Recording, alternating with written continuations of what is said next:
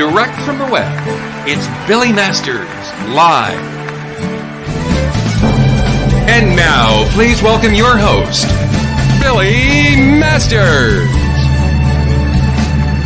Oh my God, season 4! Can you believe it? And they said it wouldn't last. Season 4! You know, I was going to count how many shows we've done. You know, I wonder if anybody in the booth can do that. I bet they can't. They're not that snappy in the booth. Oh, they're snappy enough to tell us that, hello, welcome to Billy Masters Live. Today is Wednesday, January 25th, 2023. What started as something to keep you people company during a pandemic has turned into little else, actually, to tell you the truth, little else. I was, I love promoting friends and other people's things. Why not? And I've been listening to Judy Gold's podcast, Kill Me Now, which you should all listen to. And, you know, she's been on here, I don't know how many times. I think she is one of the most frequent guests other than one of the people today. And Judy Gold is constantly talking about, you know, people have to tune in more. She needs more subscribers. That's how you make money. She's losing money doing this podcast. And God knows that is the truth. But I do it because I enjoy spending time with all of you. I would prefer to spend time with you people in person. I have to admit that. You know, this is fun and this is lovely, and getting the comments and being able to connect with friends, two of whom are here today, is lovely, but it's not the same as being in person. I am in Boston right now. I was in Florida. Those of you who saying, but I just saw you in Florida last weekend. I was in Florida yesterday, and I jumped on a plane and came back to Boston. I see it's snowing out, which is why I'm wearing, my winter sweater with a décolletage showing, because, you know, it is Billy Masters Live. Anyway, we are in season 4. We're like at 125 shows, if that's even possible. And so I decided this year what we're going to do is we're not on any kind of schedule. When I have somebody I want to talk to, I'll talk to them. And when you people want to watch, you'll watch. And that's just how it's going to be. And there is a theme for today's show. The theme is hair. And let me explain why the theme is hair. Lekakis. I was a VJ in a gay bar in Boston called Buddies. This is the second Buddies. I'm not that old. And it was, Paul, you know, hold up fingers. What year was my house? 87 or 9? I can't hear you. You're moving your lips. I can't hear. Like 9 or 87, 89. Okay, 80. Oh, Jesus. Hold on. Wait. 91? Oh my, see, I am so young. I was barely of age in 1991. And we used to show the video of my house. I mean, you know, I'm going to just show a clip right now. Do I have it here? I think I do. In the booth, they said everything I asked them to load is in. Okay, just look at this clip. This was, let me just set it up. Late 80s, early 90s, there was a standard of beauty. And it was frosted. I mean, straight guys too. This was like when the metrosexual thing started happening and you couldn't tell the straights from the gays. It's when my life came to a screeching halt. I liked it when your gay men looked gay and the straight men were fat. Anyway, but now they're all beautiful and you can't tell, but they'll all let you suck their dick, so who cares? Anyway, so Paul Lekakis came out, you know, he had Boom Boom Boom. We're going to talk about that, whatever. Then he had this song called My House, which as far as I'm concerned was much better. Fantastic song. And he was with Sire Records, right? Sire Records. He's nodding vigorously. Madonna's album label, but you know, we'll talk about that later. And he came out with this video. And I just want you to see a little clip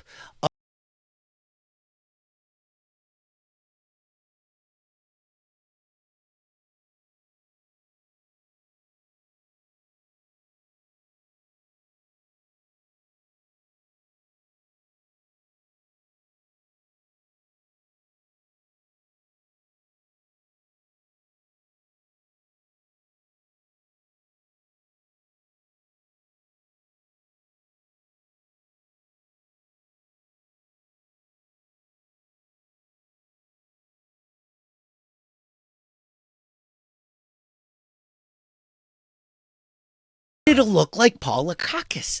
Do you know how he was this close away from being Vanilla Ice? That close. And yet he didn't become Vanilla Ice, which is maybe for the best, but we'll talk about that. Anyway, so he's one of the most beautiful men that ever lived, but it was the hair. I love the hair. And so I straightened before this show. I mean, it's usually wavy. I got out a straightener and straightened this hair, and you'll see. I could never do that thing anyway, but I used to do that. So I thought about Paul and his hair.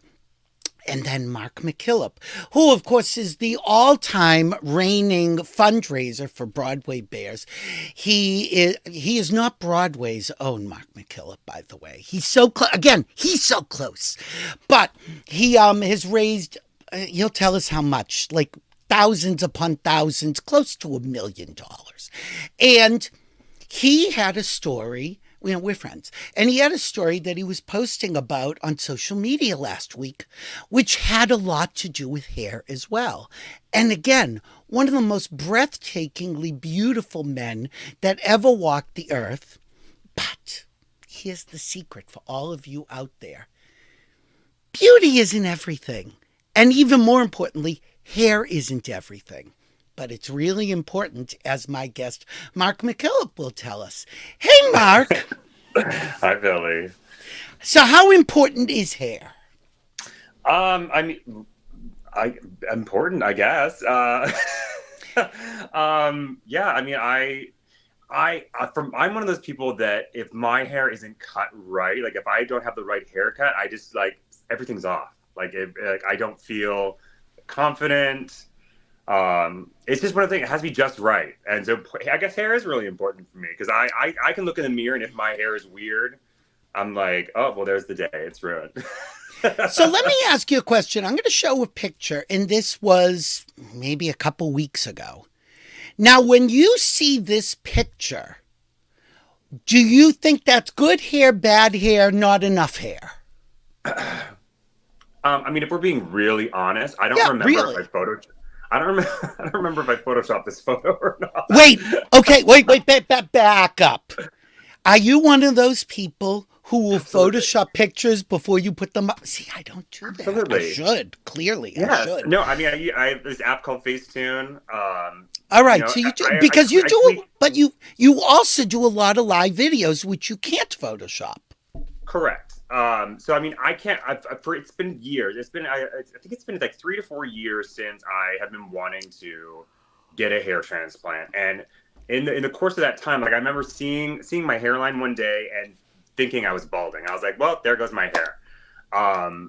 And so that is because again, that is this hair. Perhaps this hair. I probably Facetuned that if we're being really honest. So now where was the problem for you? Was it the temples? Was it receding? Was it the crown? The hairline was still there. It was just starting to thin and I could see through it, so it made my hairline look further back than it actually was. Right. And you are a performer as well. We have to acknowledge that. But can I tell you? All right, I'm going to interrupt you. Hold on. I'm going to keep doing that.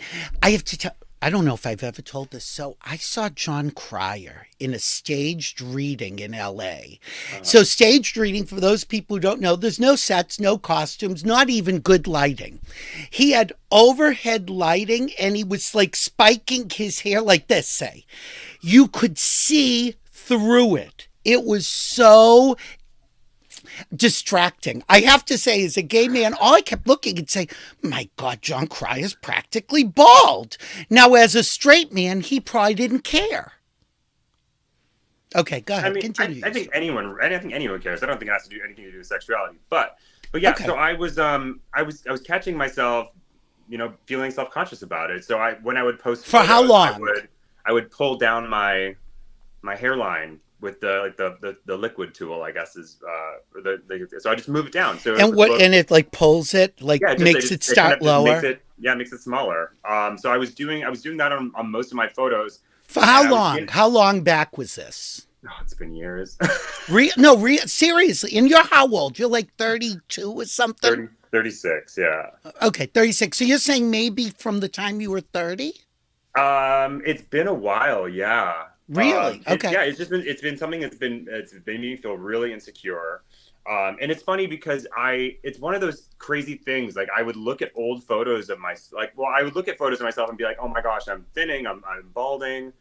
And then I would go back and look at photos from like 2010, like 13 years To ago. compare it? And my hairline was very, very similar. So I know it wasn't going back. It was just thinning out. Okay. So it's because everyone kept telling me you don't need a hair transplant. And I was like, well, I have to look at myself every single day. And if you follow me, you end up having to look at me as well because I post so much. But it was just something I wanted to do. So I just filled it in. I went. And was that enough for a while that you said, oh, well, I can just tweak it and who cares? Well, I started thinking, I'm not always going to, it's easy now at this point in my life to being a little bit more in control of my image that gets put out there, but that's not always going to be the case. In what way? Just how I'm seen. Like, right now, most of the images that go out there on in the world are from my social media. So you are controlling the image. I'm controlling it and I'm posting it. So it's easy for me to post a photo and have it be tweaked a little bit, you know, and so that it looks more and feels more like me. I can retake a video and tilt my head a little bit from a different angle so it makes my forehead look. I can do all that when I'm in control. But have you done it with professionals? Like if you've gone to photo sessions, have you said, now be careful of this or that?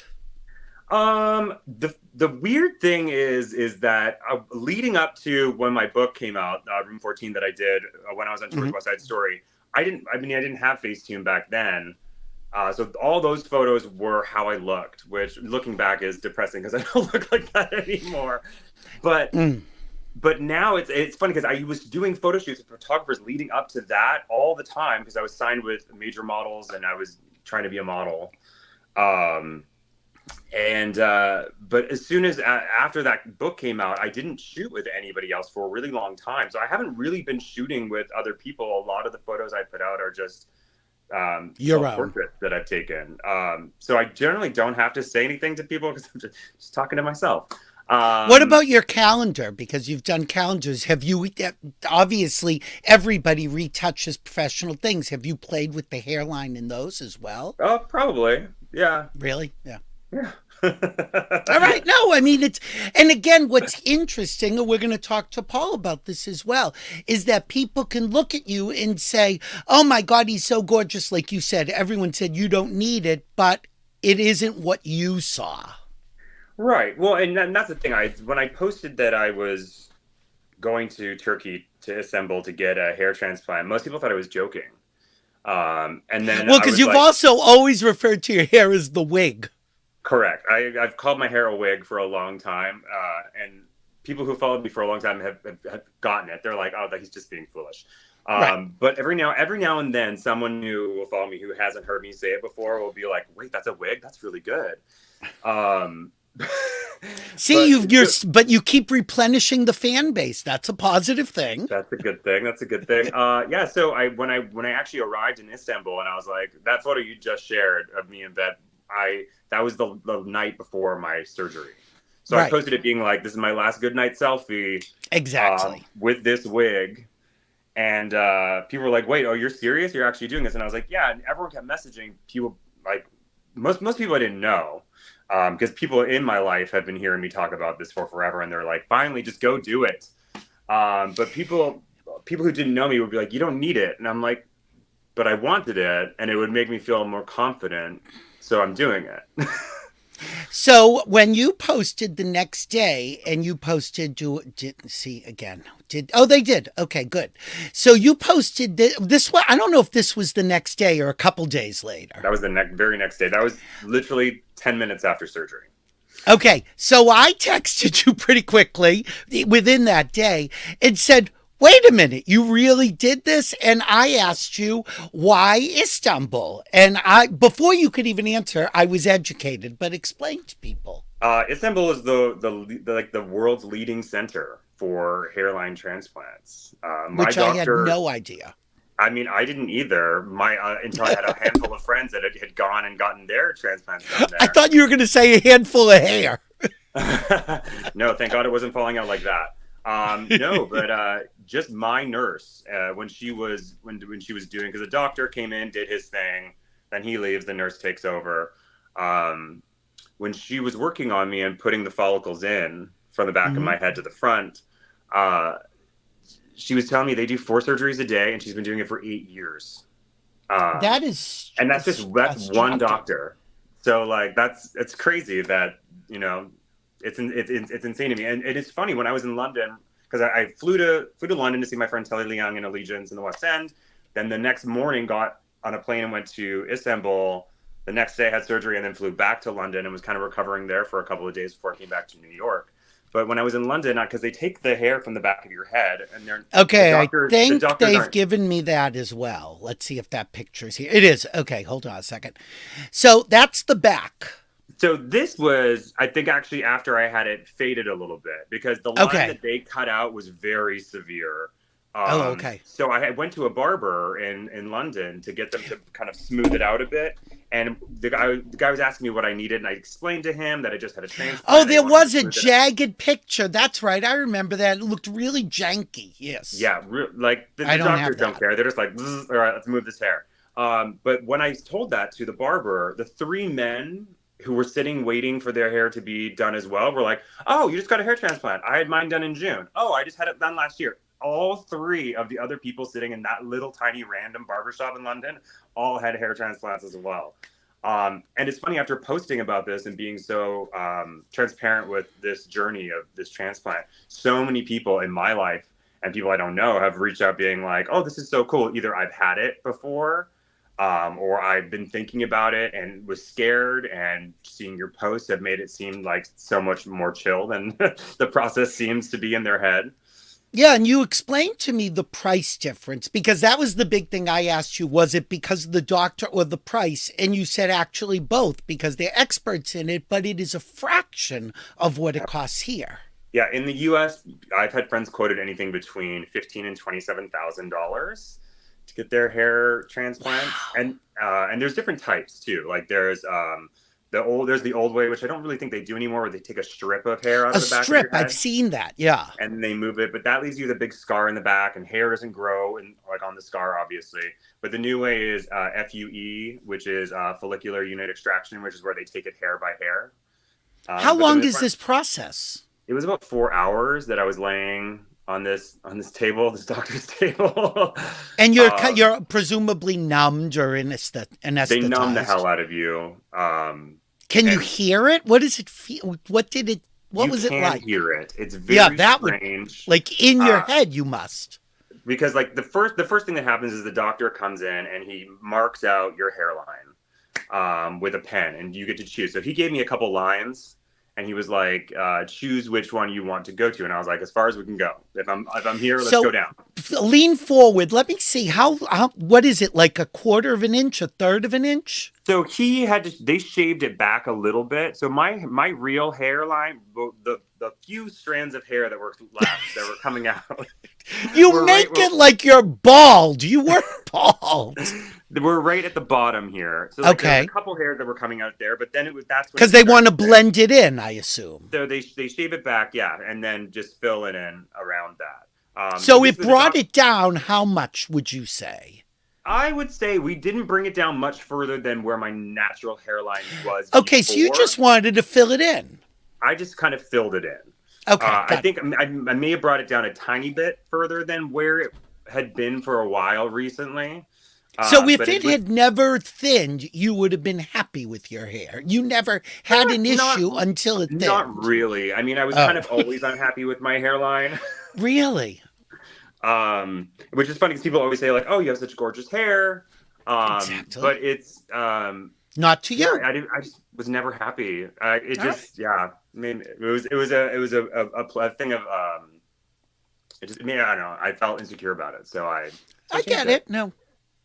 Yeah, but so yeah, the doctor gives you a hairline, a potential hairline with a pen that he draws on your head, and then he has this tool that like is a stick with a diamond tip, and he they numb you. Then he just goes in and just punches a bunch of holes all along your scalp, and you can't feel it, but you can hear it. You can hear it piercing your skin, and it sounds like crumpling paper. Ooh. It's very strange. So yeah, he does that, and he bandages you up, leaves. He's gone. Can you go? I assume you can't doze off during this. That it is he something. Told me I could sleep if I wanted to. He's like, if you would it have been possible? When I got to the next part, probably. Oh, all right. I'm still jumping ahead. Okay, over, go ahead. And then they shave you and start extracting and harvesting the hairs from the back of your head, and that takes some time. So it's not like pull one, push one. They pull them and put them all like in a petri dish or something. What do they do? Yeah, they have a tool that like, and you can hear it. It's like it sounds like a little zzz, zzz, zzz. And so you just go in one by one, and they do that. And then there was another nurse who was coming along and collecting them and putting them onto, I'm assuming was a petri dish or a tray of some sort. Yeah, I couldn't see, my face was on the floor. Well, you can't move your head, obviously. No. So and then they, as soon as they take them all, they clean you up, bandage you up, then flip you back over, and then they start inserting them into those holes that the doctor made, one by one. So it's like a needle point almost, or a latchet hook.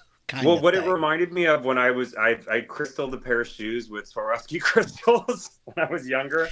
Could you film any of this? Like, would they have let you film the procedure? Probably not. I mean, if they're a good doctor, I'm hoping they wouldn't let you do that. Yeah, I don't really want to see it. Pictures that I was taking through the process were enough.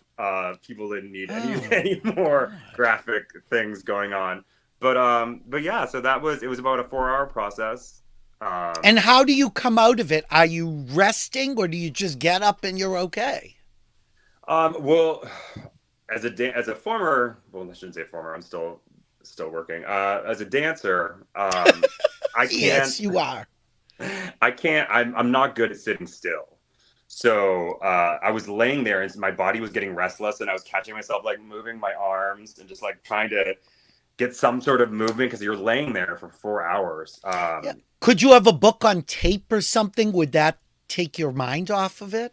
I mean, I'm sure I could have. I don't know. I like being present in moments like that. All right. So, it was funny because they started playing music, and the nurse said to me, she's like, "It is okay if we play music," and it was after she explained that they do 4 surgeries a day for the last 8 years, and I was like, "Yeah, girl, listen to whatever music you need to get you through this." Wait, so that's like 16 hours of surgery a day? Yeah, they have a long day. It's insane. Oh my God.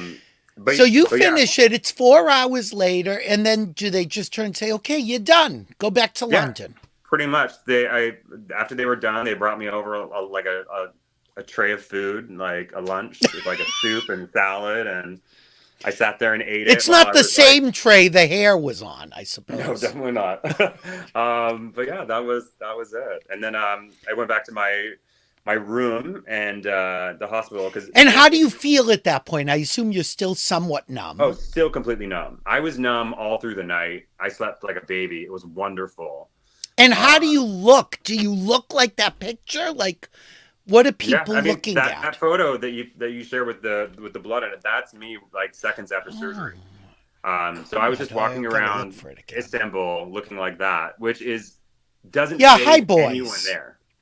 Like literally the locals in Istanbul they see this every single day. They're so used to it. They say nothing. Like it doesn't faze them at all. And then I assume since you can't see yourself, you're not self-conscious. No. I guess you could wear a turban or something. Well, you can't put anything on it. Nothing can touch the hair for like 10 days while it's setting. Paul is sitting backstage wondering, what kind of show am I on? It's just so interesting. Okay, so you can't put anything on it. But then there was a time, was it the next day that you put that foamy stuff? Oh, that's so they gave that to me the next day. It's like a shampoo that you use. Do they see you again?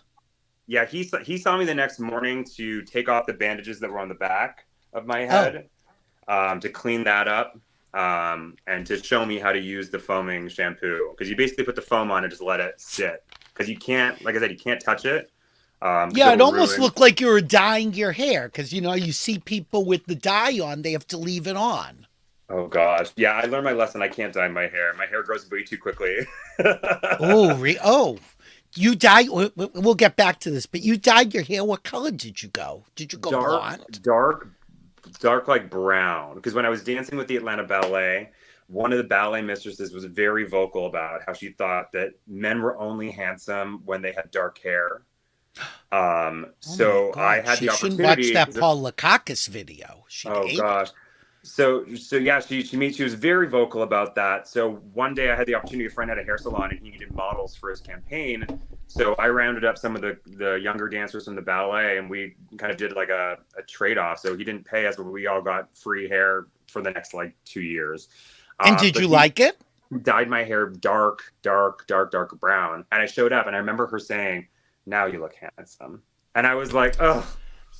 But see, don't you also think to yourself that that's why we have these insecurities? Because these Oh, images and messages are absolutely. drilled into us. It's funny. I remember I first moved to LA, I guess it's 20 years ago, but I'd been going for years. And there was a billboard on the Sunset Strip of this very skinny girl model, couldn't have been more than 18, naked, with her hands like this. But she's pulling on a pair of jeans that look like they came from Baby Gap that are barely to her knees. And I said, what image is this that this little waifish girl can't even get these jeans on? And that's what we should buy. Like, I didn't understand. It was so confusing to me. But then I thought to myself, this is the images young girls and now gay, I say gay men, maybe straight men are image conscious as well. The But metrosexual. yeah, right. Well, because I know that girls for years they would say the modeling pictures, the Vogue and the teen and stuff gave them bad images, but I think boys are going through the same thing now. Yeah, yeah. Well, I mean that's a whole. I mean, we can go on we could have a whole show just about talking about trauma Yeah, and right. things that other people put on you because people constantly ask why I don't teach dance or ballet, and I Hmm. have to tell people it's because I'm removing myself from the circle of trauma. Like I don't want my trauma that I experienced in the ballet world, and that the things that people put on me, like being told I was only handsome if I dyed my hair things like that. Like I don't ever want to pass that on to somebody else and be someone Right. else's trauma. So like I've removed myself from that world and from Well, that's one of teaching the for that reasons reason. I wanted to talk about this because, again, like Paul, who had his own issues, which we will talk about, I could look at you and people can look at you and say, oh, he's so gorgeous, he's so beautiful, but you still have your own issues and you're doing it for yourself. You're not doing it for others, although I suppose you're doing it for yourself because the images that others put on you that were Right. drilled Yeah. into you before you even knew. I mean we all have that. We Yeah. all have an image of how we want to be perceived and presented to the world. And And yeah, what is I considered absolutely did this for beautiful me because I by wanted society. yeah, I wanted to be able to look in the mirror every single day and be happy with what was looking back at me. And I wasn't happy with my hairline, so I changed it. And I'm a firm believer that if you have something you want to do, some work, some cosmetic work, a little touch up, if you want to do something to yourself and it's not going to harm anybody else, you should do it. If it makes you happy, go for it. Life is too short. Okay, I'm gonna tell something, and Paul may want to chime in. We'll see. I've never talked about this publicly, but when I moved again around 20 years ago to LA, I used to have this little teeny like double chin. It was like a little flap there, and every time I saw a picture of myself, all I saw was this. Right. Now, I could tweak it, and I always said, I used to make jokes, and I would say, when it starts taking longer than 30 seconds to fix, it's a problem. Well, somebody said to me, you could get this fixed. And most men, apparently, have a little scar on their chin. And a lot of guys have it from hockey.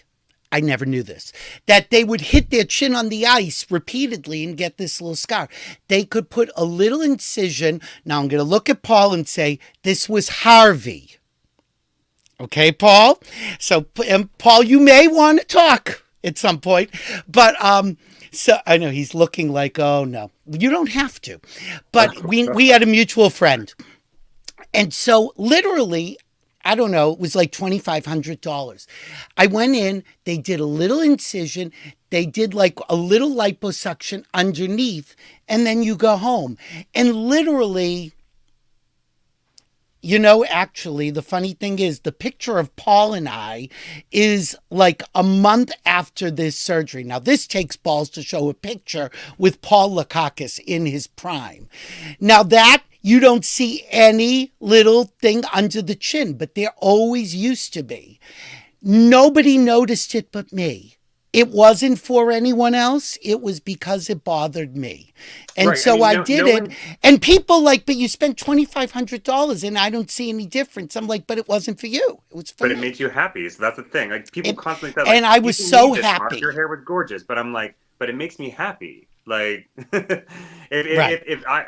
how much it cost. It was actually $2,200 for the hair. Oh, see, I could have had hair. So like $2,200 to give me peace of mind for the next coming years, so that I don't have to. And like I said, I don't know how my career can take off or do in the next coming years. Like I could be on red carpets every day, and if that's the case, there's thousands and thousands of images that I have no control over. I can't go around and be like, hey, TMZ, can I get that photo so I can face tune my forehead? No, I can't do that. So I was like, let me just spend this money and, tweak it so that that I don't have to worry about my image going out there. I'm going to bring Paul in. Paul. Hi, Paul. There's Paul Lekakis. Paul, now you've been listening to all this. There are things I know. There are things I don't know. There are things that I'm not going to share. But can you identify with any of what we're talking about? Yeah, totally. I mean, everybody has something, especially if you're in the entertainment business, and you have these people around you that, what's really a problem is when you have a lot going for yourself, like 80-90% good, and then there's that 10% that's all you focus on. Well, it's all anybody else focuses on. Oh, he would be perfect if he had a better six-pack.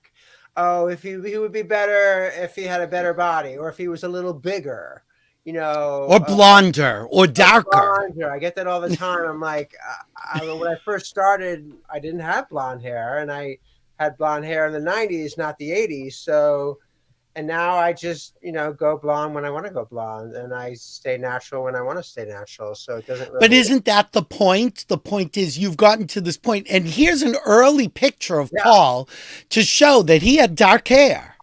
Yeah, and I was pretty much a twink, I was modeling in Milan, so not for nothing. You got work. Well, I was a dancer in New York City first, so I looked like a dick, like in that picture. Like I see pictures back then when, the only money I had was for dance class and a slice of pizza, and I was going to dance class. So I wasn't going to have 3 or 4 slices of pizza, So that was just, my trade-off, when you can, and I've made this mistake on this show, and somebody pointed out to me, I had Eric Roberts on, I think one of our first shows, and I kept showing pictures and saying, my God, was anyone more beautiful? And a friend said to me, did you have to use the past tense all the time? And it's not that I meant it that way. It's that there is an image of when somebody is at their peak. And it's not that they're not still beautiful, but in the case of performers, you're often compared to yourself. Well, because it's when you, like you say, it's when, you're peaking and you get bombarded with that image of those peaking years. And then, do you mind that? I mean, or are you able to look fondly at that person? Oh, I look at that and I go, especially like my first Boom Boom cover, I was in Italy. I'm like, I didn't dye my hair back then, and it was natural. So why is everybody giving me all this crap about being blonde? There it is. I didn't start blonde, Okay. So, that's it's just now I do what I want at this point. Right. I just think it's so fascinating because again, there's an image of the person you're like, oh, if I look like Mark or if I look like Paul, I'd have no concerns in the world, and that's not the truth at all. And No, not at all. I give you so much credit. You've always been really honest on social media, but to have chronicled this journey, and again, people should know this was not planned. I mean, literally, I texted Mark 2 days ago and said, "Do you want to come on and talk about this?" He's like, "Yeah, why wouldn't I?" And it's just so amazing. Well, it's funny. I had friends who were like, "Well, you're gonna just like hide away for a bit, right, while your hair is growing in, and just like post like throwback photos." And I was like, "Well, I mean, I could do that, but like." Lord knows I'm not going to. Like, I didn't go out when I got the chin done. I didn't go out of the house for 2 weeks, maybe. We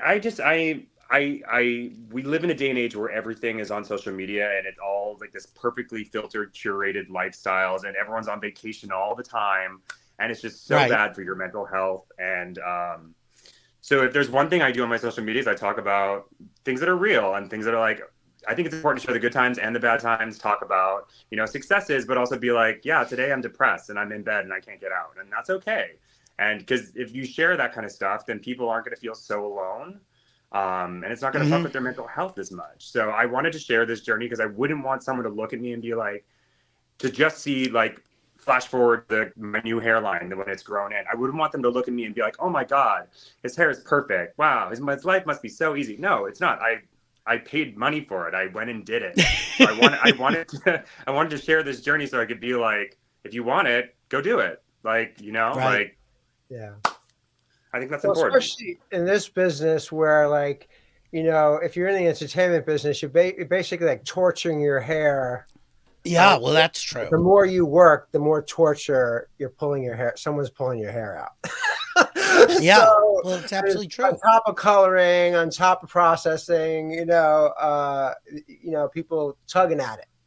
That's why a lot of the women. There you go, right there. There's tugged. It's tugged. It's ripped out. And I'm like, the less I work now, I'm like, oh, the more hair I have because I'm not working that much. And I'm like, I have to my hair. I have to, murder it.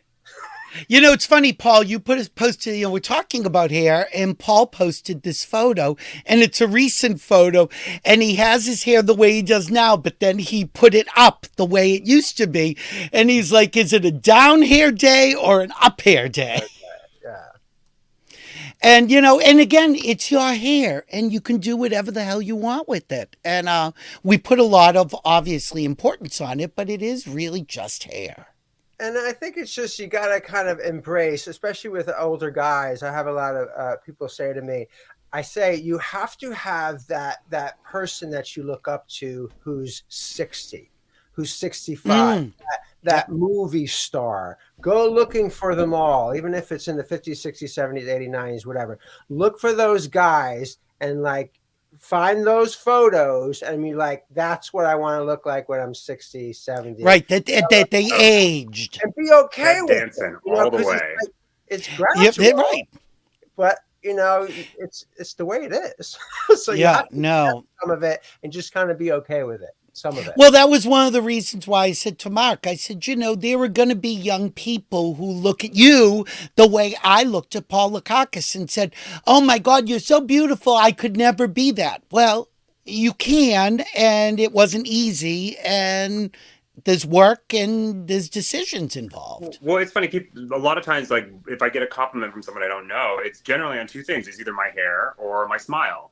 Both of which have been things that I've paid for. Like, these are veneers. They're not my teeth. Like, I paid and bought them. So, I got veneers because I didn't like my smile before 10 years ago. And I would never smile in photos. And I would come off as a grumpy, upset, unhappy person. And bald man.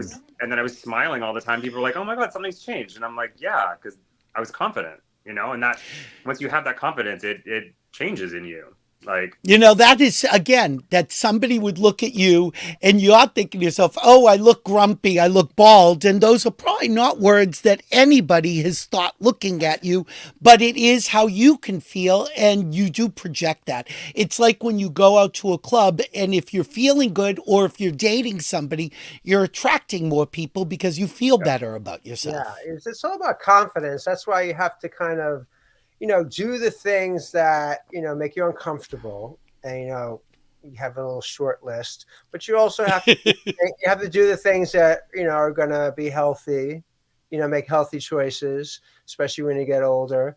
And then you just, have to accept some of it. And that's why I say about having that picture of that movie star going, okay, I want to look like him when I'm 60, and I'll be okay with that. Like right. Cary Grant was still Cary Grant at 70. Yeah, I mean, but you also have to know that like that comes with taking care of yourself too. Like you can't just be like, I see this older, good-looking gentleman and be like, that's what I want to look like. Well, there's sacrifices you have to make along the way, whether that's eating healthier, working out, and taking care of yourself, or doing small things like touch-ups with your hair, or getting your teeth done. Like it's small things about taking care of yourself so you can get to being that good looking. Yeah, very few people are natural beauties. Very few. Correct. I think on that note, Mark, I'm going to say goodbye to you. But Mark, thank you for coming on and talking about this. I really appreciate it. All right, we'll talk soon. Bye, honey. Bye. Hi, Paul. Hey. So I don't know, this picture of us. Oh my God. God, and I think it might have been like at an Out 100 party, maybe. And we've known each other again on and off for so many years. But, when you look at pictures of yourself from a period of time, does it bring you back to that period, or does it blend together? It's just all your life? No, it brings me back to that period. I remember when that photo was taken because it was after the circuit film, and it was probably like 6 months or a year after we had stopped filming. So I was, super blonde, super short hair blonde in the circuit film. And then I was like, let me get out of that and let me grow out my hair and just, not be that person anymore, and then just kind of explore that other side of me. Yep. And there you are in circuit. Let's talk about our friend Dirk Schaefer, who we lost, and we both loved him very much. And in so many ways, how he lived and how he died was a cautionary tale of what could have happened to any of us. So many people that you and I knew in the day didn't make it. Yeah, and it was either, first off, there was the HIV/AIDS thing. Right. Which you've been very open about for years. Yes, and that I'm just talking about losing people, and that was the first sweep of losing so many of us. And then after that, it was the drugs. Right. And people would be like, yeah, in the 90s, you could be HIV positive, but if you're doing a lot of drugs, you're out. Right. So that drugs have a lot to do with it. So, yeah, it is a cautionary tale. Absolutely. And sobriety. And, you've done, again, sobriety and drug awareness stuff like this ad here. Sober since, is it 97? Yes. That is 25 years plus. Yeah. Wow. And what caused you to get sober? I had about years of being sober before I got sober, but it was, I guess because when I found out I had HIV, got sober by myself and got real healthy. But then, life just, coming my way and dealing with the stigma and the lack of work and people knowing, and then I just started using again. So it just got to a point where it's just too much. I was doing too much. I really, really was. I didn't know anybody, in that world who didn't, use drugs. So when I wanted to stop and go, okay, this is enough. All of a sudden you look around, I'm like, I don't know anybody who doesn't do drugs. I don't know. They're going to handing me things left and right still. Mm-hmm, right. A mutual friend of ours, and I'm not going to mention names, but he had come out to LA and I brought him to, what was the place we used to go after hours on Santa Monica Boulevard? Not Rage. No. After Spike? What? Yeah, Spike. Thank you. So Spike. So I brought him there like 3 in the morning, 4 in the morning, and I wasn't doing anything. And he had said to me, "Do you know where I can get anything?" And I said, "No." Of course, I'm bringing him to Spike, which was an after-hours club, so there was no alcohol, so there was everything else. Yeah. So we walked across the dance floor. This is his first time in the club, and he said to me, no, I turned to him and said, "I don't know anyone," because it wasn't part of my world. So I said, "I can't get anything." And he turned to me and said, "On our walk across the dance floor, I was offered it by 4 people." Yeah. And I said, "How did I miss it?" But when you're part of that world, it is part of the culture. Yeah, it's a nightclub culture, first off, you know what I mean? And then it just accelerates when you're more successful in the nightclub industry. You just, attract more people, you attract more work, and then you attract more drugs. And also, if you're part of that culture, you can look at somebody and see it, whereas I might not. Oh, yeah. They all know each other. Yeah. And there is a look. Yeah, there's definitely a look, a partying look. Yeah.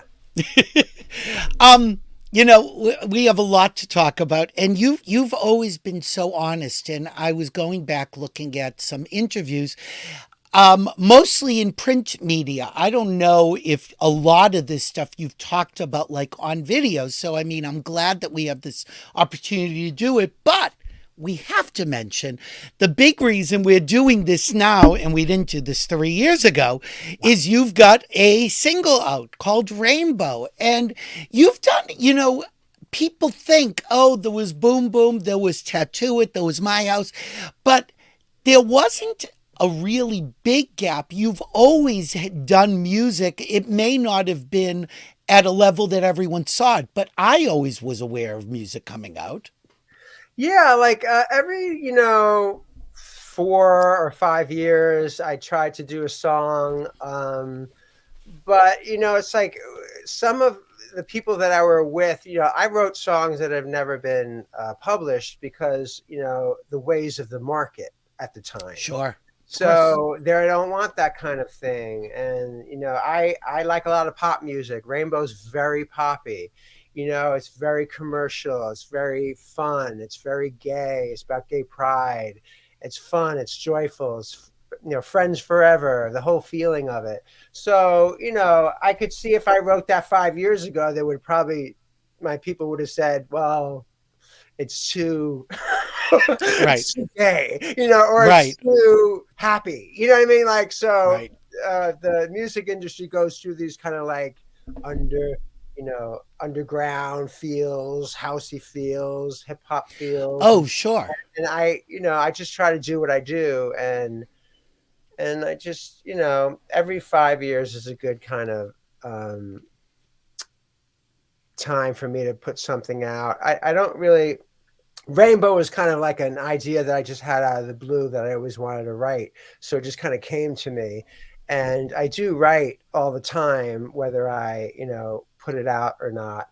But there's also like the part of me where I'm glad this song came out and I could just kind of be who I am and be commercial and fun side of me. But there's another side of me that just likes to be like, a guy and go camping and don't do interviews and just be some guy.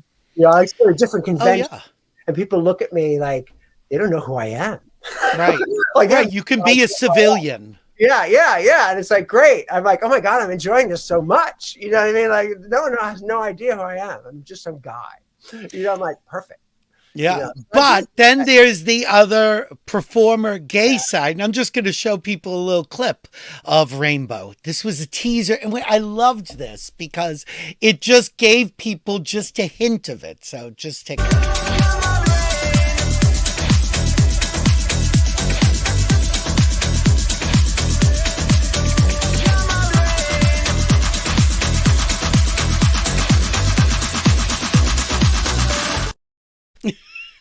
And I love that because it gave you the hint that it is a dance song and it's fun. It's clearly you. It's clearly your body and your ass and your face and your voice. Yeah. It's a Paul Lekakis song. Yeah, like even when I was recording it and because sometimes the producers will do some effects on your voice, and when I went for the last listen and I was like, no, I has to be the way I sound. Like I want this record to sound like my voice. Like I don't want you to put too much stuff on it. Right. I know it sounds, rocky. I always had a pop rock feel, kind of edgy, part of my voice. And I'm like, this is the way my voice is. Like, don't mess with it too much. Like, right. Either you want it or you don't. Yeah. I'm like, yeah, like, but some songs lend it, that kind of style. Like I've had other songs where they put a lot more effects on my vocals because that's the way that song was. But I was just like, no, I want to be able to sing this and people be like, that's exactly how it sounds. He sounds exactly how it sounds. I'm looking. We have a comment from somebody, and I think it's really interesting. Paul Lekakis was a Click model manager in New York City when I worked there in the 80s. He was so sweet. Great to see you, Paul, with Billy Peace. And it's John McDonald. Oh, John. I haven't seen John in ages. Hi, John. And there are, I have some of those early model. I mean, it's so funny to see these pictures because again, it's even before I knew you. That was a long time ago. We're talking like 85, 86. Well, there's your Armani photo, and this is already you had been modeling for 2 or 3 years before. Yeah, I went to Italy. That says 80. 87, yeah. So that was in 86, first year. Oh, okay. The first year that Emporio Armani launched, and that was in Milan. Oh, really? That I did. In Milan was really important for you in so many ways because you were part of the model scene, but it's also where you got into the music scene. Yeah, I was lucky that I got to stay there. My mother worked in the airlines at the time. So when I was Click Models, John said, oh, this is a good idea that you go there and get some experience and get some photographs. And I was like, okay. And there you are again. And I went there, but I only had to pay 10% of the ticket of the right, 90, of course. Because my mother was in the airline for KLM. So I would pay like $100 to go to Italy round trip.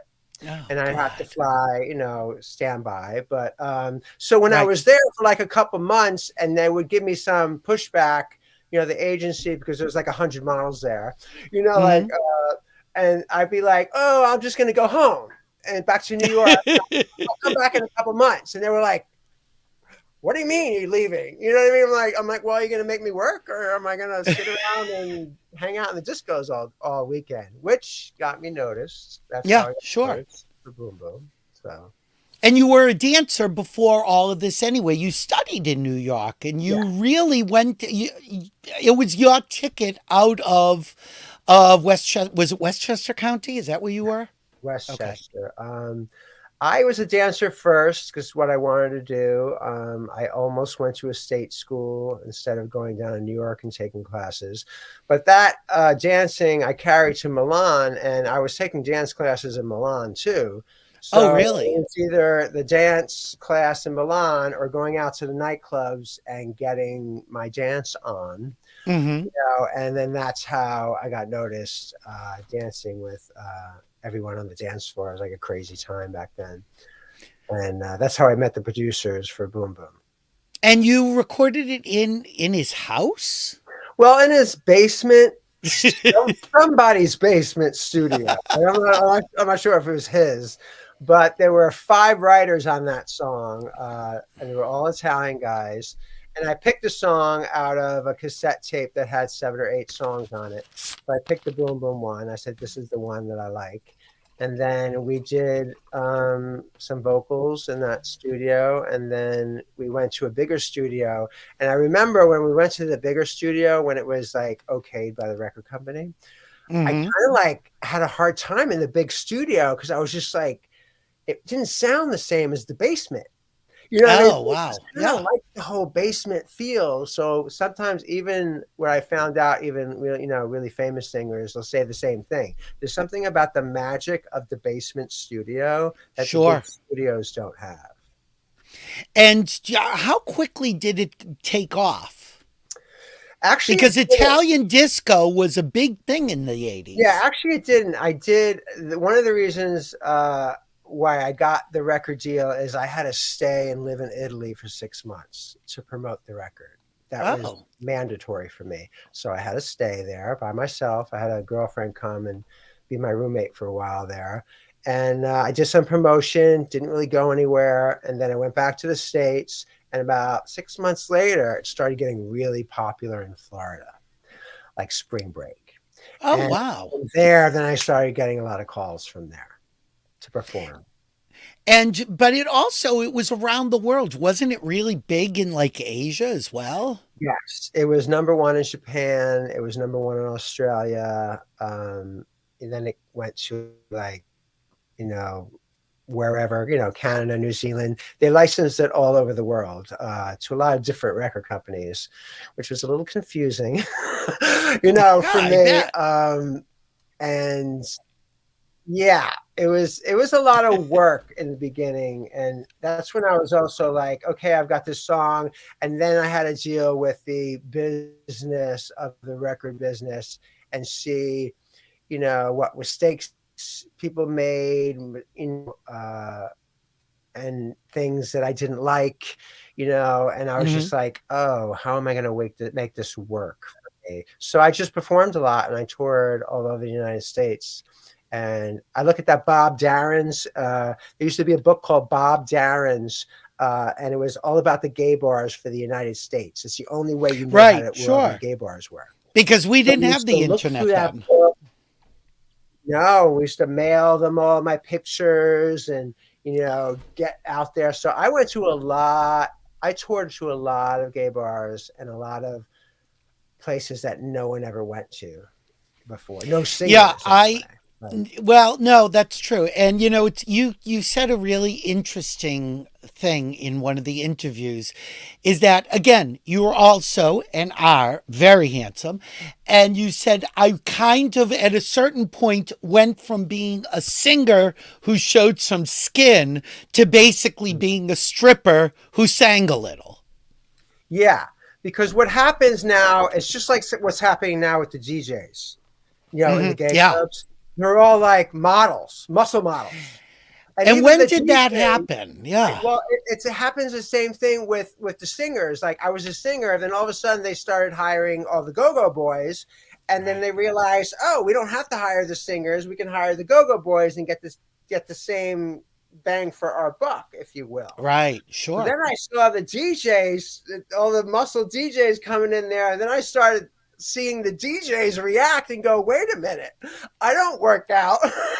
Right. Like, isn't it about the music? I'm like, yeah, isn't it about the music? But that's not how. But it stopped being about the music. Yeah. There was a DJ that I worked with in Boston, and I will never forget because I was a stand-up, and again, I was like, they're like, oh, you could work out more, you could do your hair, you could wear the clothes. They said, but what does that have to do with being funny? Well, there was a DJ who's become very popular. Again, not going to name anyone. That he was in a booth over the dance floor, and in the middle of a Saturday night, while the dance floor is filled, took his shirt off and went onto the dance floor and suddenly was the most popular DJ in Boston. I said, but what does that have to do with being a DJ? But that's where life was going. Well, yeah, it was the entertainment business. And, there's only one or two slots, So, it's the same thing of, sometimes a lot of times I was the only guy. with a string of these disco divas that I would sing with, which was great. I was like, I'm the guy. And then like there was a couple other guys, and then it was just kind of like then them other guys would get it, and then the guys would be all like competitive, and I'd be like, what's going on? But that's just the way it is. It's a competitive business, and it's ever changing, and there's different fads, I guess. Yeah, but you have survived. We were putting because I was looking at there were so many videos of you singing Boom. And so I had picked two because one is a very early clip and one is a more recent clip. And what's amazing is not only do you sound better, well, the first one is lip sync, but you sound better now, but the audience is even bigger now. So I just want to show this clip to show people then and now and how you're actually better now.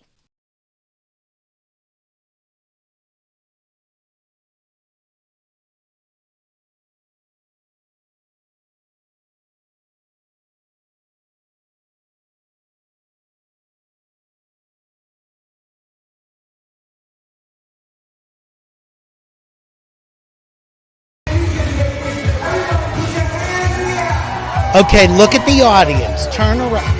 Show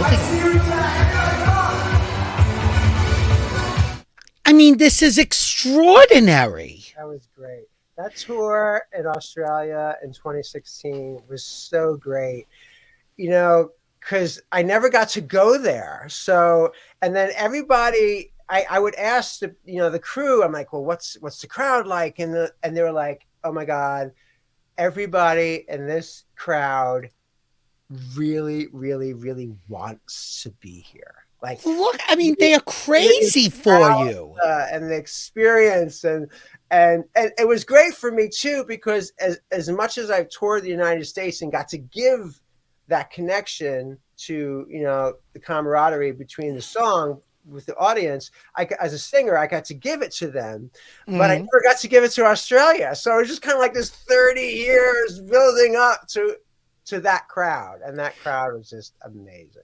Yeah, and they're like arenas. I mean, these are huge venues. This isn't like some little gay dance club. Oh no, this was a full-on tour of Australia. There was like 11 cities, 13 shows. It was big. And you and I, we come out of the 80s, so we know a lot of these people who you tour with, and they package you together. And I talk to people like Belinda Carlisle and Cyndi Lauper and all of them, and what makes them happy is actually getting to spend time with each other. And like, we don't have to carry the show. We go out, do like 5 hits, and then we're done. Yeah, that was great to see all these other artists that I had that, I admired, and then I never got to see either for 30 years. And I got to see them, and I was like, oh my God. My friends that are not here anymore, I'm like, oh my God, they would die right now that I'm backstage listening to. Or with a Cyndi Lauper like here. Mm-hmm. That was Gay Pride, I think, in LA. It was, because I believe I hosted that night. So, again, we know where the bodies are buried. And I found this clip, and this is old. I wish I were in LA because I've got footage of you. You did a show. Oh God, in West Hollywood, the Bellagio Hotel. I think you did a cabaret show. I think you also did it in Palm Springs, maybe. I don't know if I did it in Palm Springs. No, but anyway, a lot of people, they go on to like these little local shows, and somebody says, oh, sing a few lines, and like nobody will do it. Here's just a clip just to show that Paul actually, it's not produced. He can carry a tune. But notice the hands. The hands are my favorite part of this whole clip. It goes boom, boom, boom. Let's go back to my room so we can do it all night and you can make me feel right. Oh. The hands are my favorite. I know she asked you, but again, there's no like, oh, I'm not warmed up, whatever. Like, I'll sing the song. What's it to you? Yeah, exactly. You've been really honest in the past about when you became HIV positive, that you weren't always very responsible, that you had enormous guilt through this whole situation of really going public with it, and that if you didn't, what would have happened to you was that it was eating you up inside. How important was being honest with the public? For me, it was because it's to be, so many people would hit on me, and I'm not, people want different things from people. So if they want to be around you, if they want sex from you, they want some sort of sexual situations, whatever they want it from you, if that's what they want, and I got a lot of that. So it just got to be where people would get mad at me if I didn't sleep with them, especially in the business. They're like, oh, so it's like say I insulted them. It's like, meanwhile, I was like, I have HIV and I don't want to sleep with you. I don't want to do that thing you want to do with me, and you're like forcing me to do it, so I'm like, no, I got to get it out there. And then some other people, you just meet people like shady people. I'm like, look, or they talk, and everyone kind of knew anyway, and it was just kind of like, I just needed to get it out there because it was part of my recovery. And I was like, I want to live with it when it's out there so people know what I'm going through, and people can make their own choices if they want to be or not. And I've just learned a lot over the years of like, it's something when you have HIV, it can separate you, people. It could bring you together, and it can also separate you and bring you together for the wrong reasons. True. So it's just another thing. And people used to kind of like some people I dated too are like, oh, well, you have HIV, so this is like a thing I have to deal with. And I'm like, whoa. You mean like you being a flirt, or you being a moron, like all this stuff? And I was like, wait. I've had a lot of situations over the last, I've learned a lot. So it's just kind of better to kind of like put it on the table. And now it's completely different today than it was back then. But there are still people I meet that are just like 100% clueless about what it means for a person. They just don't know. And you also did a short film about it with our mutual friend, Dan Renzi. And it was about that situation. And, you said something. So it's a short film about a positive guy and a negative guy discussing after the fact, maybe we should have been safer. And you wrote it and you produced it and you said, I actually could have played either role, but I chose to play the positive role because that's the one that you really felt stronger about and identified with. Yeah, I wrote that script for Outfest. It was an Outfest, and it was my first directing gig. And it was just what was going on back then is all these people are, having some sort of sexual situation, even if it's not full out. And then they ask later, and then they get somehow offended. Yeah, right. By what?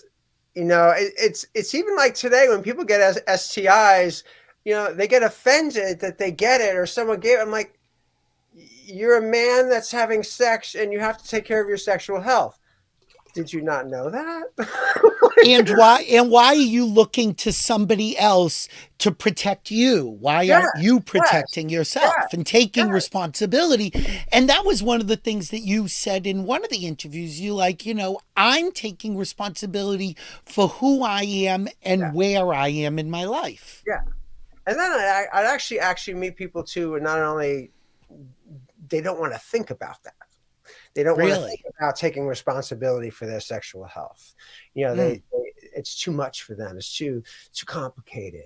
And I'm like, well, if you're going to do it, you're going to do it. Just like if you do it, you have to go to the doctors and do it because, You know, it doesn't matter if you full out do it. You don't have to full out and do it, and you can still walk in there and get 2 STD, you know, sexually transmitted infections. And you're like, wait a minute, I didn't do anything. I'm like, well, you did something. Yeah, right. I made out with 4 people. Like one guy that said they got monkeypox. Oh, I didn't do anything, but I made out with 4 people. Like, right.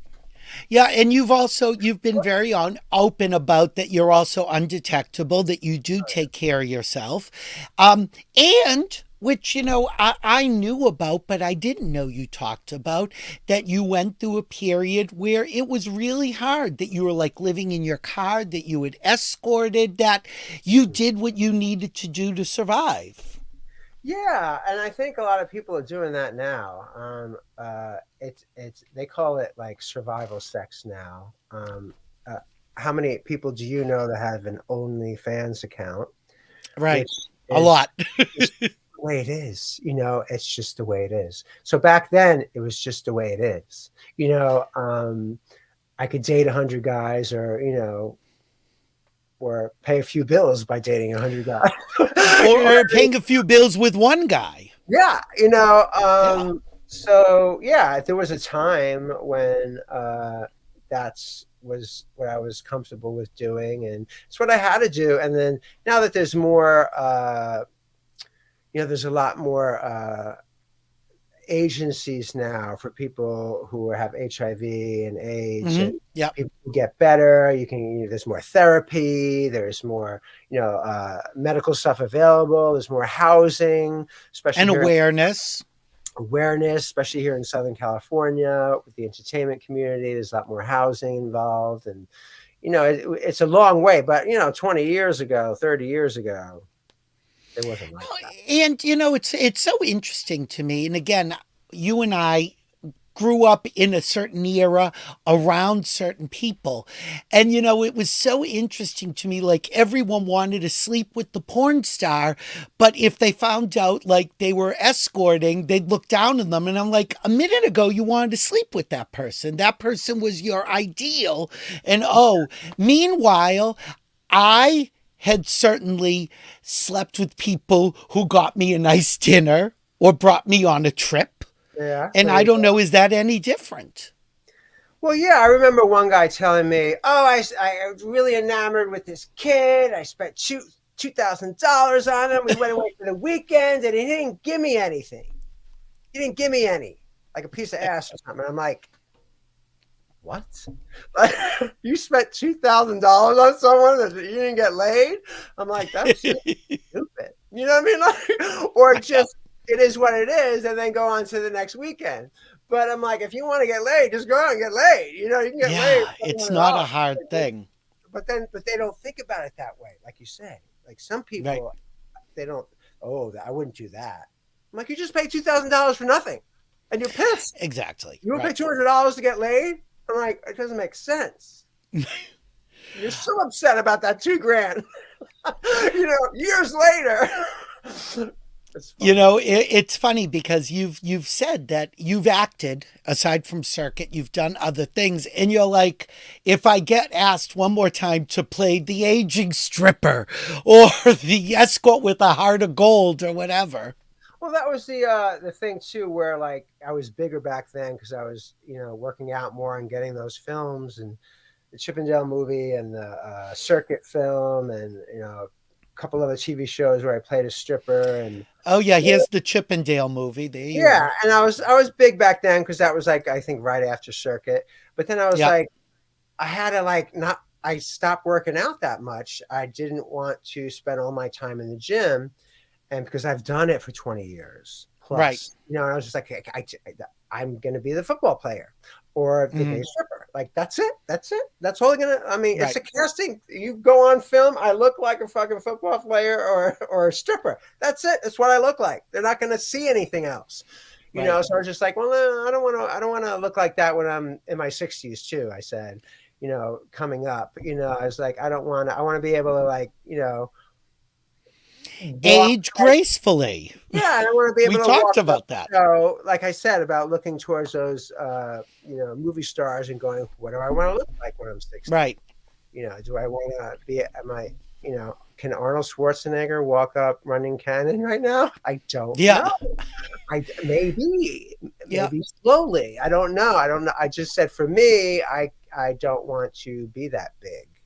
You know. Was it everything people think?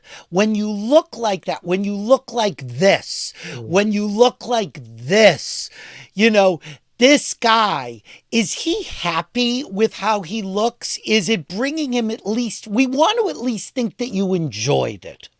I liked, there's a lot of muscle difference between those photos. Yeah, there are. Oh, yeah. I was big. I enjoyed being big. I enjoyed, being muscular. And I was actually really thin right there.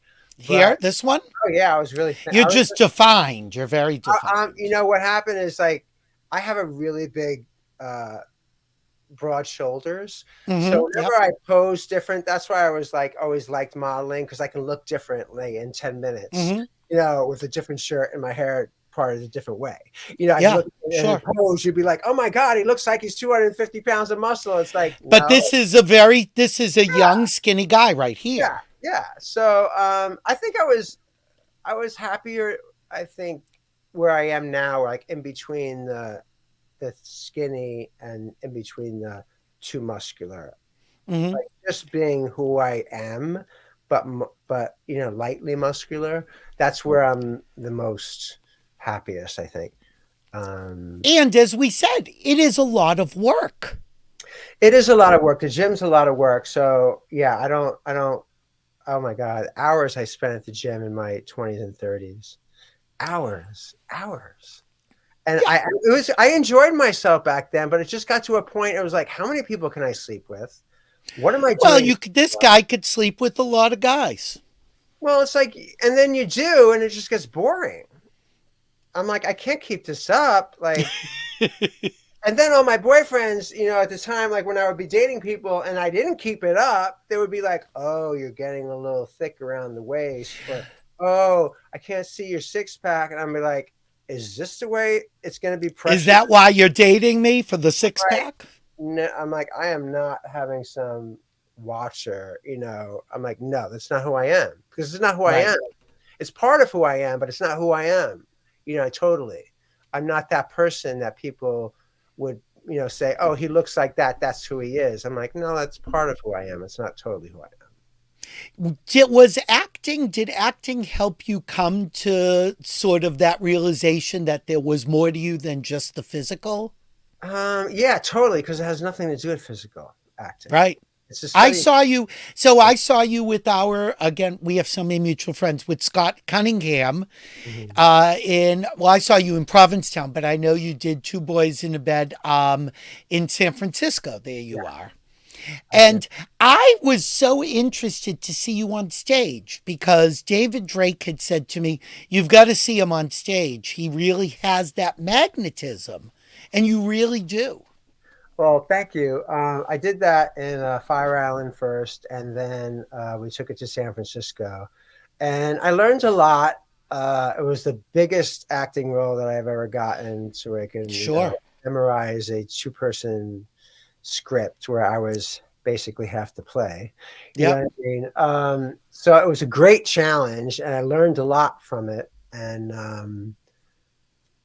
I just, that was another thing where it's like the whole trap of, or maybe it's just stepping stones. Like, this is what you got to do when you're a gay guy. You gotta show your ass on stage. You gotta, you gotta show your body. It's a little bit more like expected of you. The audience is already there for it. You know what I mean? So it's just kind of like, but it was a really great acting experience. So and I realized in acting, once I'm cast, that's just like a superficial thing. It's just like when I go write a song or do sing. Okay, the superficial stuff's out. When you get in there and you got to do the work, it's all about the work, the lyrics. It's all about the part, humanism, and the feeling. And then once that working, and that's going to go okay, and you can start polishing on how the look is going to be. You know what I mean? For that particular project, so it is kind particularly of if you have a run kind of and you can, when you're doing a run of a show, you can get more into it as well. Oh yeah, that was the great part of acting. It's like, I only did 16 shows. That's a Total, lot, though. you know. So if we're doing something 16 times that long, two different places, yeah, it was really good because it's always different. That's the great thing about acting is it's so specific. People don't realize like you can say, "Oh, we're going to do something on Tuesday night, and we're going to do it next Tuesday night," and it's not going to be the same Tuesday night No. because all the stuff before the show, before that Tuesday night, is all going to be different, and you're going to feel Right. different, even though And you the gotta go do audience is same different. thing. Yeah, it's like the card game on Tuesday night. Oh, it's going to be the same as last week. No, it's not going to be the same as last week. You know, it might have right, the of same course. outcome, but you're going to feel different. There's going to be nuances. It's going to be completely different. So that's what's so fun about it. You know, I didn't think of this until just now, and it might be a rude question, but I don't think I could be rude with you. But you must have been offered gay porn. That you're at the time of your peak physically notoriety, and you also are doing whatever it takes to get by. What kept you from doing gay porn? It just wasn't my thing. You know what I mean? Because you must have been offered. Yeah, I was offered, but it was just wasn't my thing. I can't explain it. Like being a model and a dancer already, and then I think because I was successful already. That it would be almost going down? No, it's just kind of like I just felt like I could go I could go dig up someone's yard. I can clean someone's house. I could, you know, do anything, like help someone move. I don't have to. It's just something like not in my line of sight. You know what I mean? Even though as wild as I am on the side, Yeah, sure. and escorting past and whatever, but that was more like I can say, oh, it's like just like having sex, and it's just like dating. What's the Right, difference? of course. The difference? They're the Right, same. nothing. People.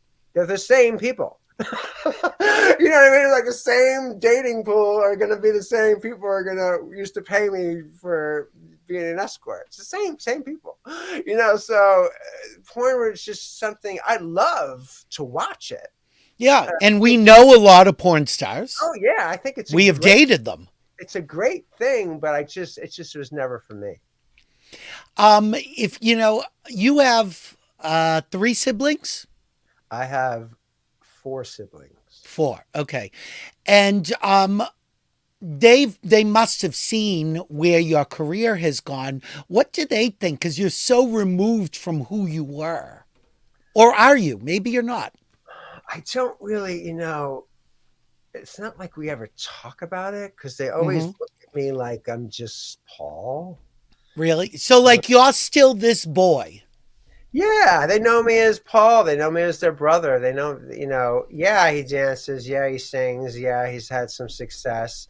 Yeah, but, you know, they're so busy now doing their own lives. I've never had that kind of like family that other people have where like they're cheerleaders or anything. Like I've never had that. So it's just, I guess it's from being from a big family and everyone's got something else to do. So yeah, I've never had any of that kind of stuff. I'm just one of the kids. Yeah. If you could, I mean, it's so silly. If you could go back, was there something that you would have done differently? Yeah, there's a couple things that I go, oh, I should have done that. And I've already like worked through all of that and been like, oh, you know, I've already processed it and been like, I was very young. I didn't know anything. You know, there's something called first fame and it kills people. And it kills child stars. It kills people who just win the lottery. And it's this thing that happens. And all these like people come out of the woodwork. You're just not prepared for it. It's like jumping out of a parachute and you don't. Jumping out of a plane without a parachute. You just don't know how to land. Right. It's weird. You know, and then all these people, you know, so yeah, when I look back and go, oh, I wonder what my life would have been like if I did this instead of this. Would it still turn out the same? Or maybe I wouldn't have gone to LA, or maybe I wouldn't have, you know, I think about those things. Like, was there a part of you when you went to New York and you studied dance? If you had stayed on the dance path, what would your life have been? Did you have a goal at that point? Like, Well, you I wanted knew to be a showman? Well, at that point, I knew because I came from the discos, so a lot of these other people who I'm taking dance class with just didn't have the disco. I was a gay club kid, in the Right. early 80s. And that was the club kid time. Yeah, and I was a 16-year-old gay kid who hung out in gay clubs. Yeah, So when wow. I was going to take dance class with the other 20-year-olds, they were just coming out of, high school or college and going taking dance class down the city.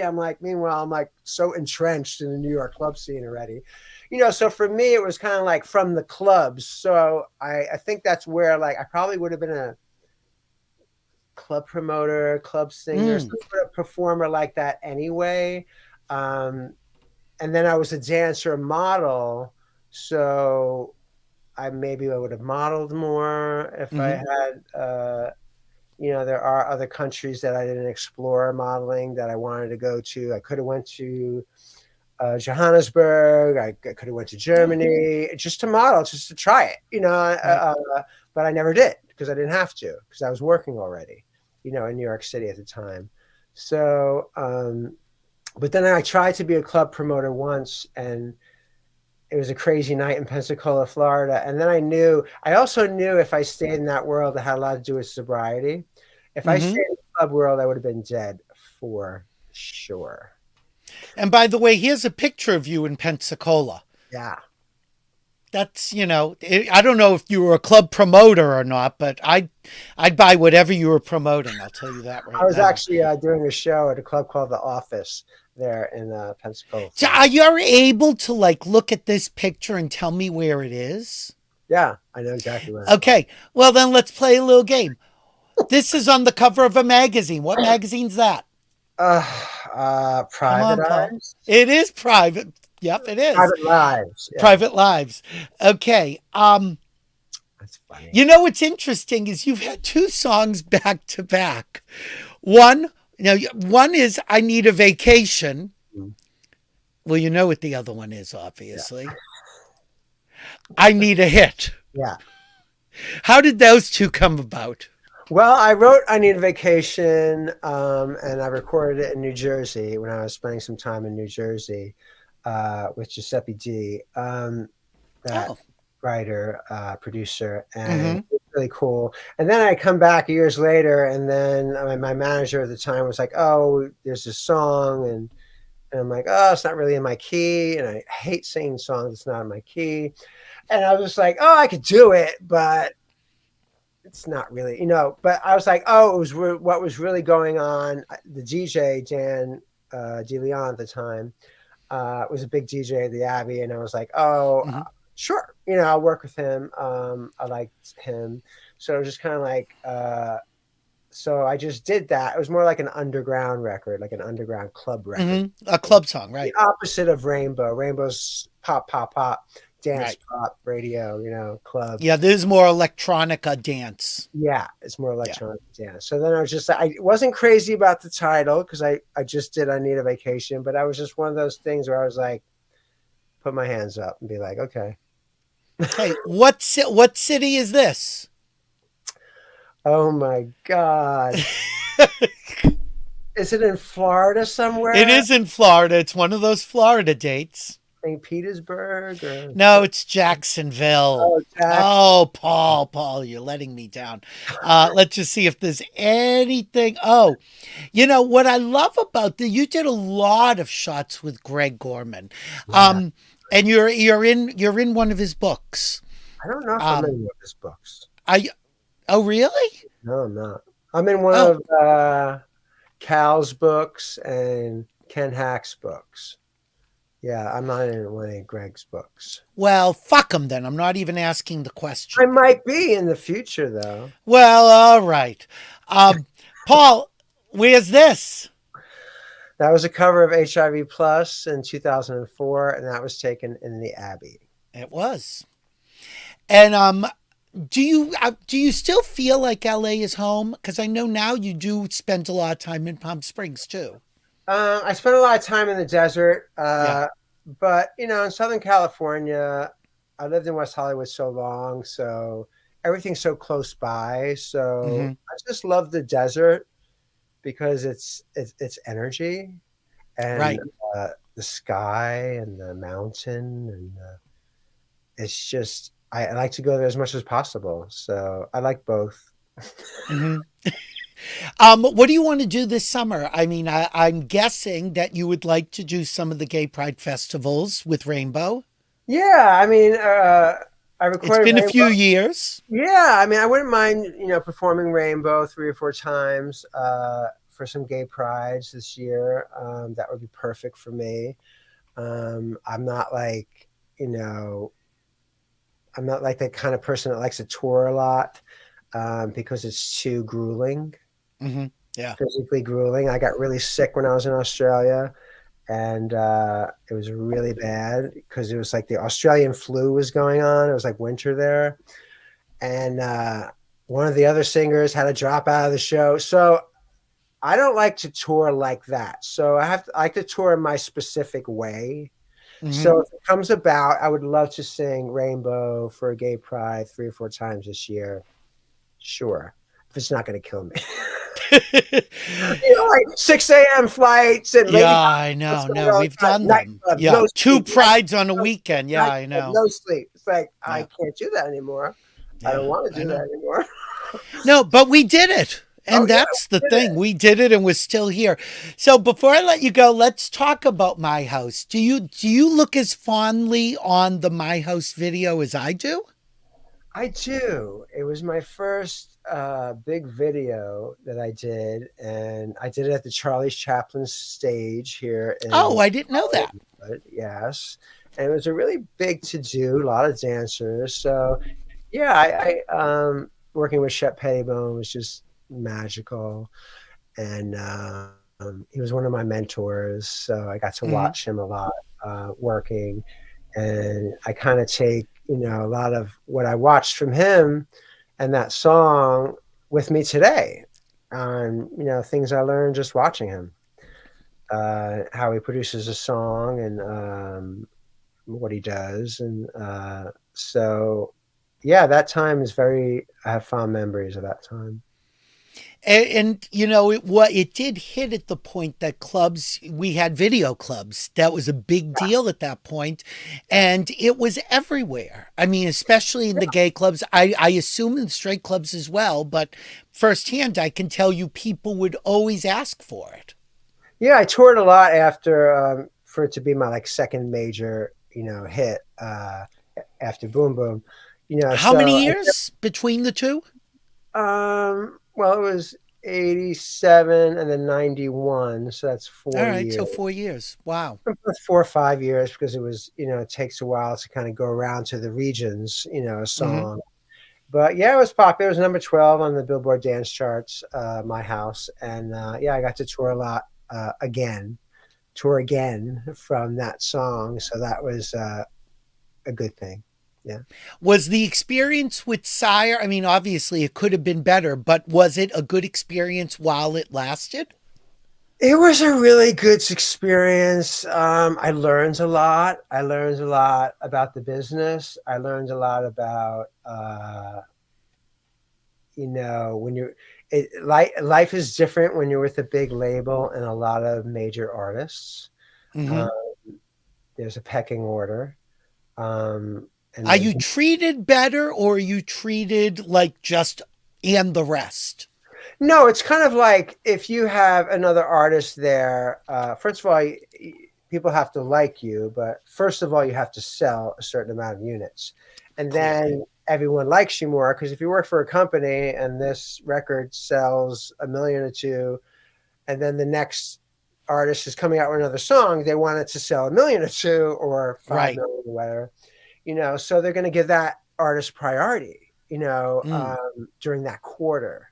So I didn't know stuff like that. When I was in the middle of it, I was going, oh, this is how it works. And then how my, releasing of singles would kind of maneuver around because of all the other artists that were on the label that they had to maneuver around. So I was just kind of like, Oh, so it's like jockeying for space. yeah, in a way. And it was up to them. It was up to them what they wanted.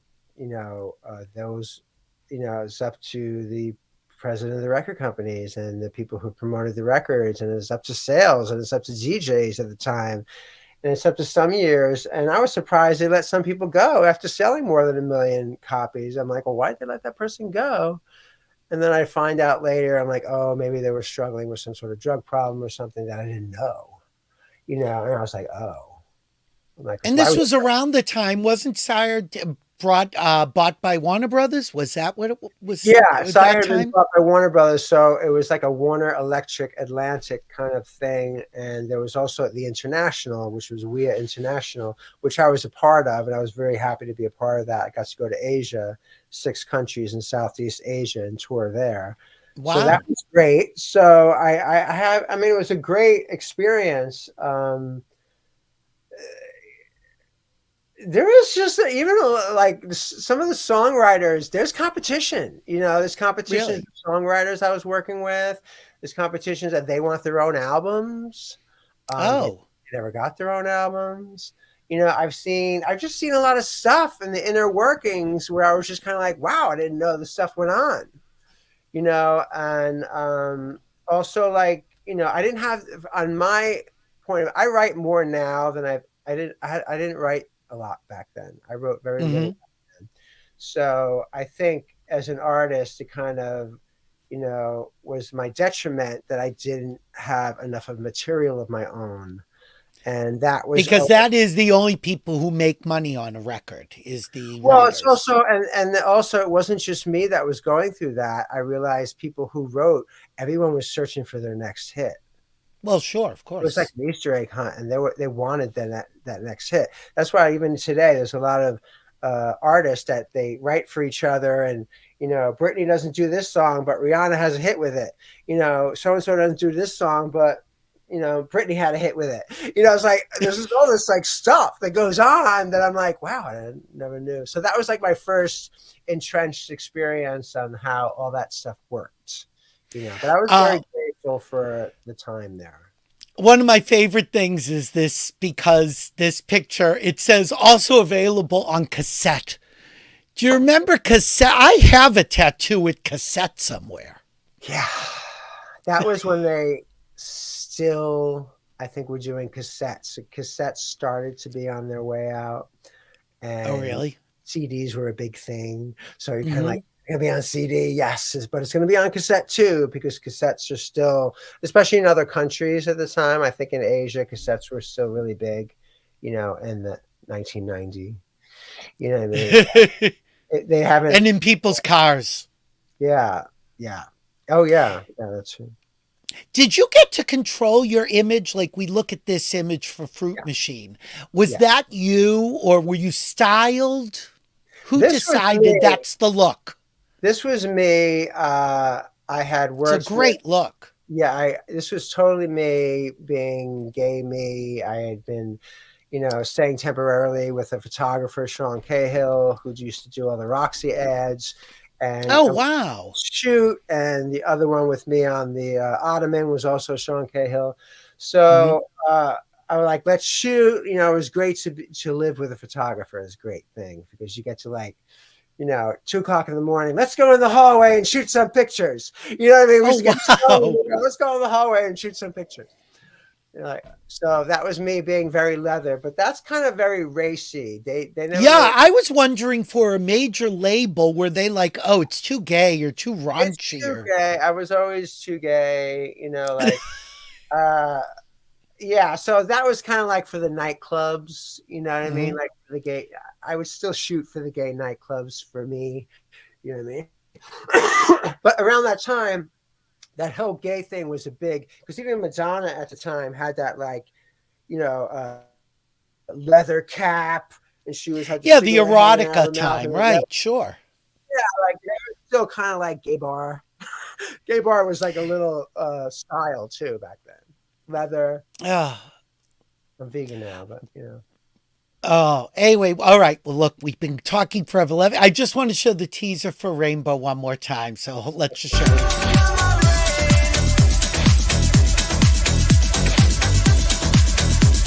It's a little gay too.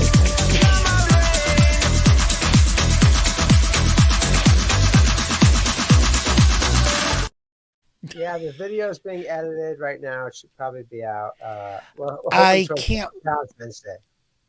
I can't wait till it's out, Paul. You and I never have trouble talking. So we could do a whole series of these.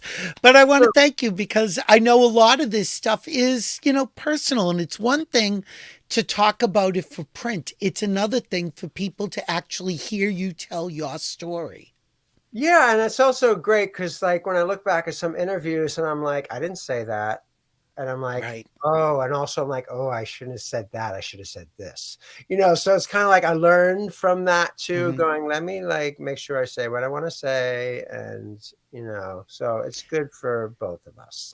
Yeah, absolutely. I'm going to wrap up, but if you stick around for a second, I'll talk to you afterwards. But okay. Paul, I just love you. And I wish you so much luck and success with Rainbow. And I hope you and I are doing Pride festivals this summer. Wouldn't that be fun?